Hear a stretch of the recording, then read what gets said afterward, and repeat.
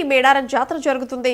కోటికి పైగా భక్తులు ఇక్కడి వనదేవతలను దర్శించుకుంటారు. అలాగే ఎత్తు బంగారం రూపంలో బెల్లాన్ని కూడా సమర్పిస్తారు. ఈ నేపథ్యంలోనే టాలీవుడ్ ఇండస్ట్రీకి చెందిన టీనా శ్రావ్య చేసిన పని వైరల్ గా మారింది. తన పెంపుడు కుక్కకు సమానంగా తులాభారాన్ని ఇచ్చింది నటి శ్రావ్య.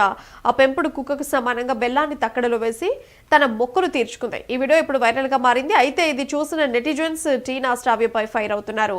మనుషులకు తులాభారం ఇవ్వాలి, కానీ ఇలా జంతువులకు తులాభారం ఇవ్వబోరని సీరియస్ అవుతున్నారు. ఆదివాసీ దేవతలను అవమానించడానికి ఇలా నటి టీనా శ్రావ్య వ్యవహరించారని జనాలు మండిపడుతున్నారు. అయితే దీనిపై క్లారిటీ కూడా ఇచ్చారు టీనా శ్రావ్య తల్లి. పెంపుడు కుక్కకు సంబంధించిన మొక్కుందని, అందుకే ఏడాది చెల్లించామని పేర్కొంది.